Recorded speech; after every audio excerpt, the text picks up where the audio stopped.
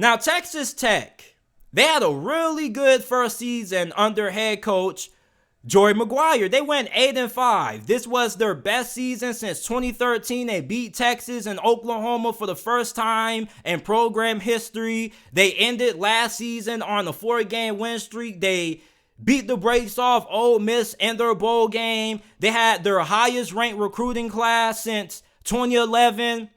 And they currently have the 4th best odds to win the Big 12 this year, behind Texas, Oklahoma, and Kansas State. Now, are the Red Raiders ready to break through this upcoming season? Because they returned 75% of their offensive production from last year. They returned 52% of their defensive production from last season. And when you look at some of their biggest games that they're going to be playing this year, most of them are going to be at home. You play Oregon at home, Kansas State at home, TCU at home. And then later in the season, you got to go on the road to play Kansas. I think Kansas is going to be really good this year. They return more starters in this conference than any other program in this league. Then you got to play Texas on the road. We already know that Texas is the favorite to win this conference. They're one of the most talented teams in college football this year. And when you look at Texas Tech's roster, they got a lot of talent. When you think of Texas Tech, if you're somebody who doesn't really keep up with them all that much, you may think, JT, they're going to be good on offense, but they're not going to have a good defense. Well, it's kind of the complete opposite. Like, their defense should be really good this year. Their defense was pretty good last season. Their defensive line is going to be solid. You got Tony Bradford returning. He was second on the team in sacks last year behind Tyree Wilson. You got Jalen Hutchins returning. Your linebacker unit is going to be pretty good. Dadrian Taylor, a.k.a. Rabbit. I think this guy is incredibly underrated. I think he's probably one of the best, if not the best defensive back in the Big 12 going into this season. This guy had 5 interceptions. You got Malik Dunlap. You got key transfers. Steve Linton, transfer from Syracuse. You got CJ Baskerville, transfer from San Diego State. He's going to be manning that star position. It's like that slot corner hybrid safety role where he's going to be asked to do a lot of things. He's going to be blitzing off the edge. He's kind of going to be like another tackler in situations. He's going to be asked to man up against those slot receivers at times. This is somebody who is long, lanky, and super athletic. So the defense, I don't really have any concerns about. Now, I do wonder who's going to step up and replace that production of losing Tyree Wilson. But other than that, this is going to be one of the better defenses in the Big 12 this season. Now, the question really is going to be on offense. And although they do return the majority of the starters that they had last year, they had some issues on the offensive line, especially at offensive tackle. Now, from what I've been reading, they flipped the positions of the left tackles and the right tackles that they had starting last year. So the guy they had starting at right tackle last year is going to be playing left tackle this year. He was really good. And the guy who they had starting at left tackle last year, he was awful. So they're going to be moving him and flipping him to right tackle. So I'm interested in seeing how that transpires. They acquired the center in the transfer portal who has a lot of familiarity with the system. And when you look at the skill position group, they have a lot of talent and depth at wide receiver.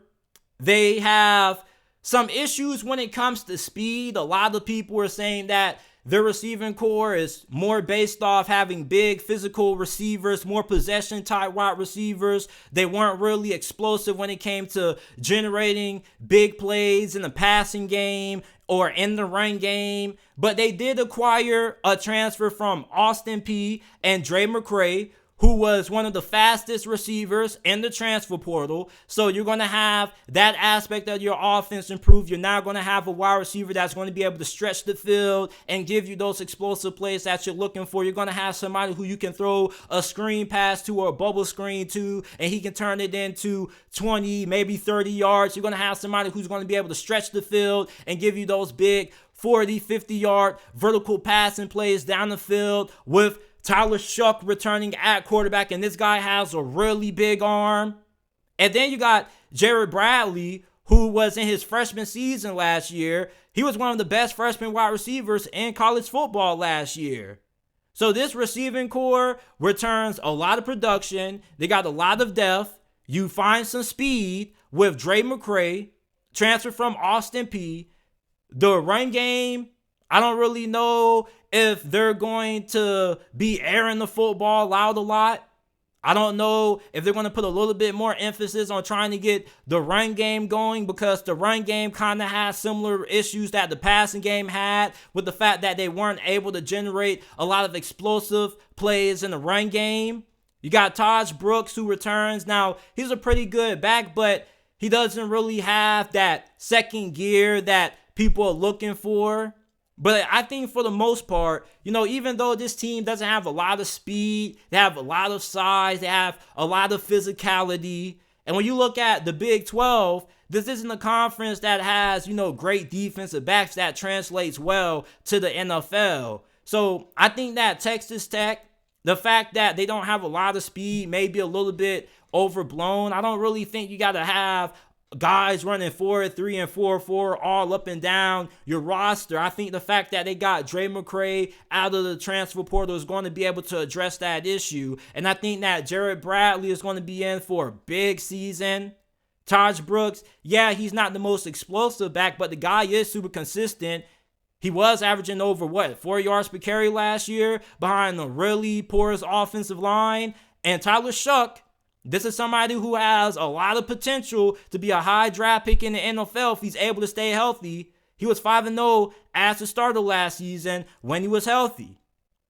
When you look at Texas Tech, man, the way that their schedule lines up, having more of their toughest games at home and only having to go on the road late in the season, that benefits them. And I think that the floor for Texas Tech this year is 8 wins.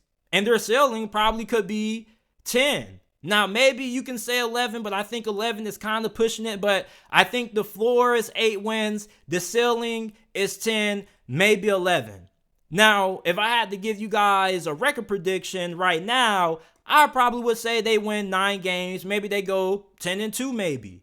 This is a really talented team. Although you got some concerns on the offensive line, I do expect the offensive line to be better. I don't really know how their offensive tackle situation is going to pan out, but this defense is going to be really good. You got weapons at wide receiver. The running back room is pretty good. You don't have that explosiveness, but as I mentioned earlier, you don't need a team full of speed demons to be a good team.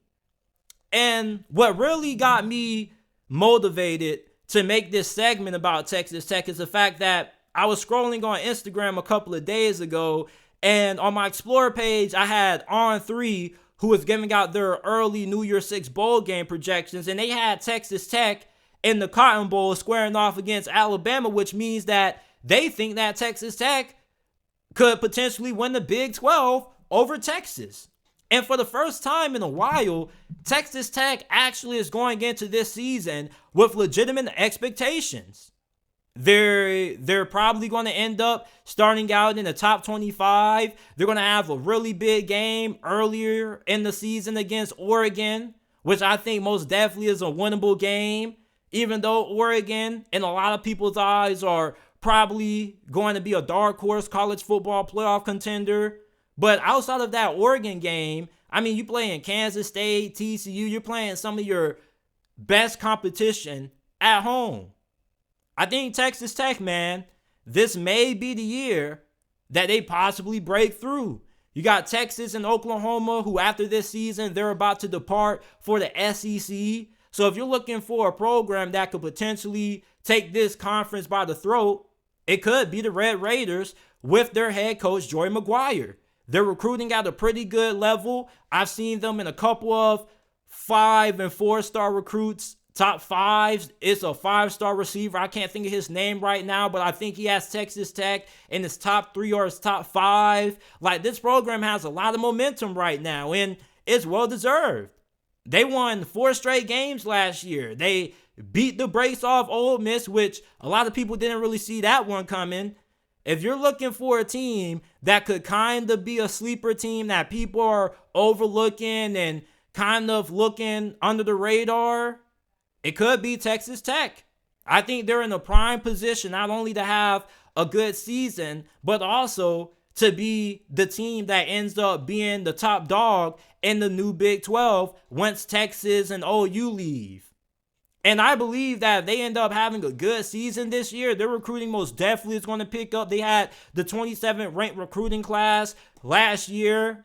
So I think that they definitely are going to end up building on that. And there are recruits that they're kind of in the mix for right now that they weren't in the mix for years ago.